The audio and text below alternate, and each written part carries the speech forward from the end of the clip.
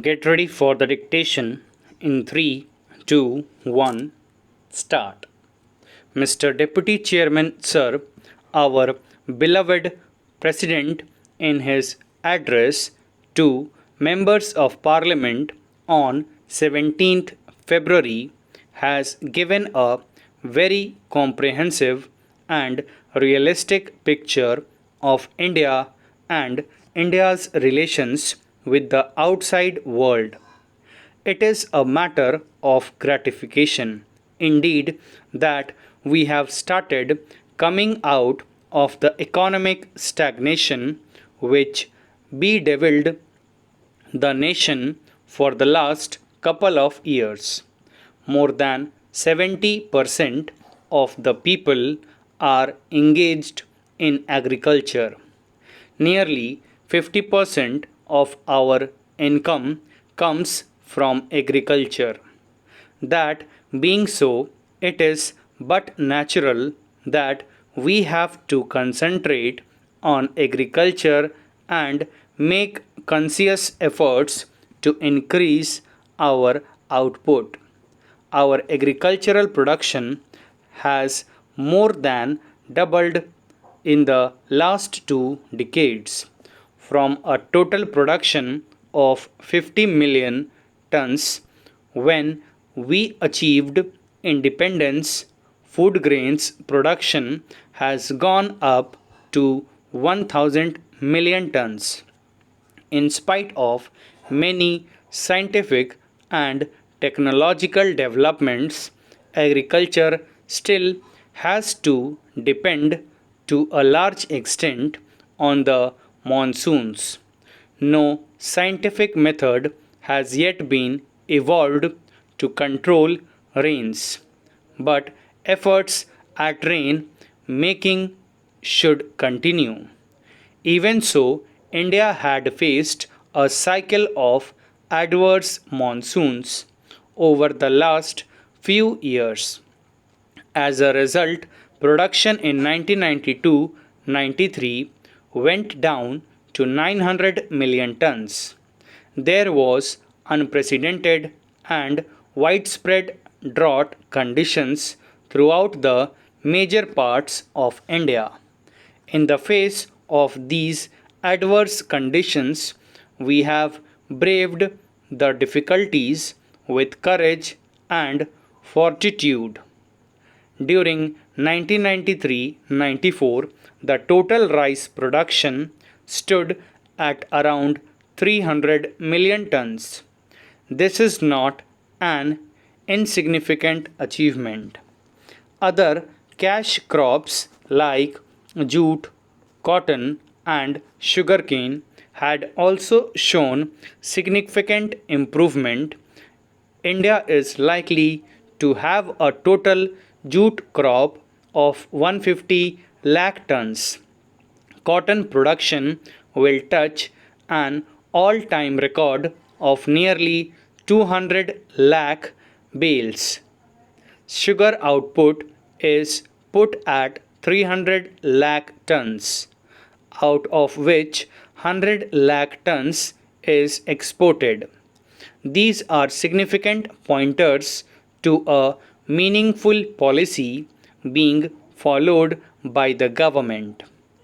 Thanks to the realization and strengthening of the public distribution system, India has been able to look after the minimum needs of the most vulnerable sections.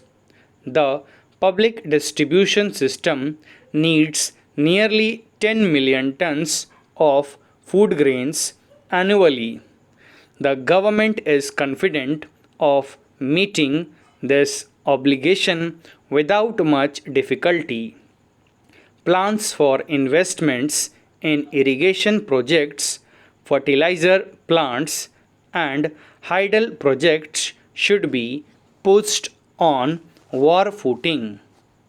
Many irrigation projects are pending clearance from the center because of river water disputes that are existing between the states.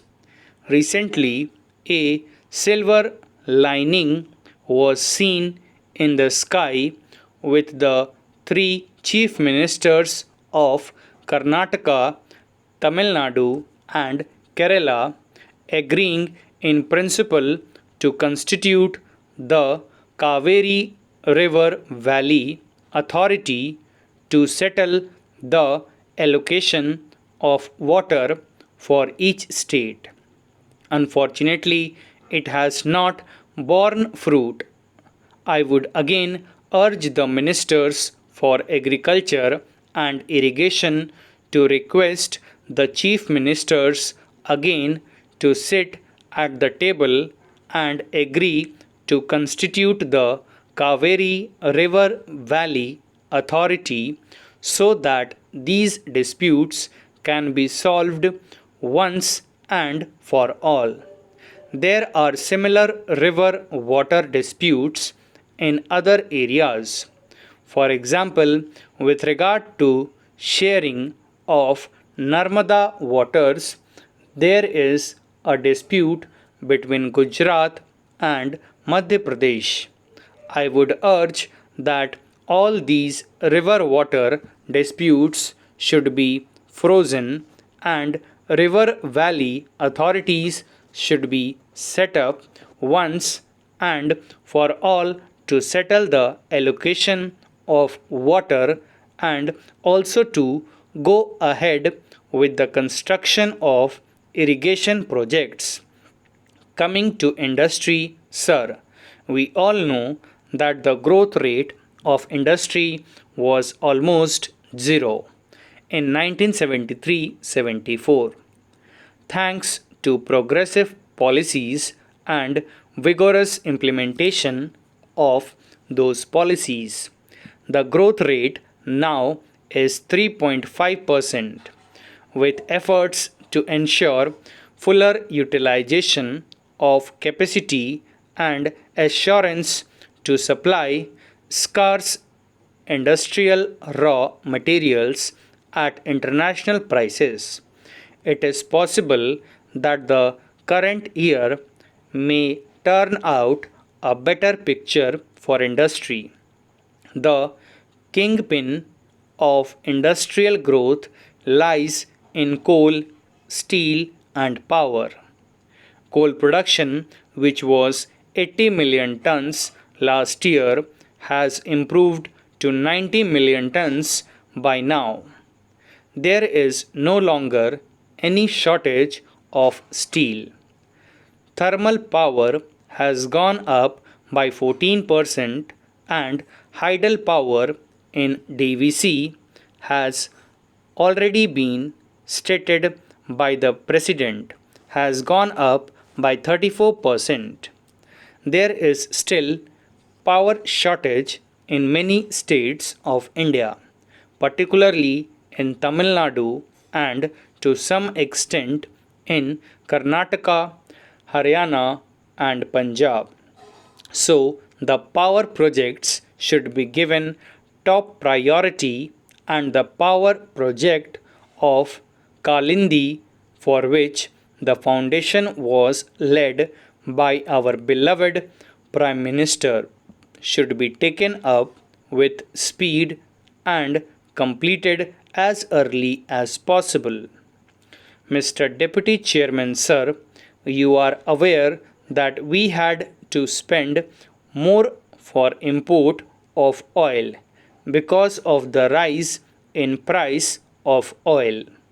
It is encouraging to find that we have stuck oil offshore in Bombay High, and it is expected that we will be able to produce 100 million tons of oil from Bombay High. Stop. Thank you.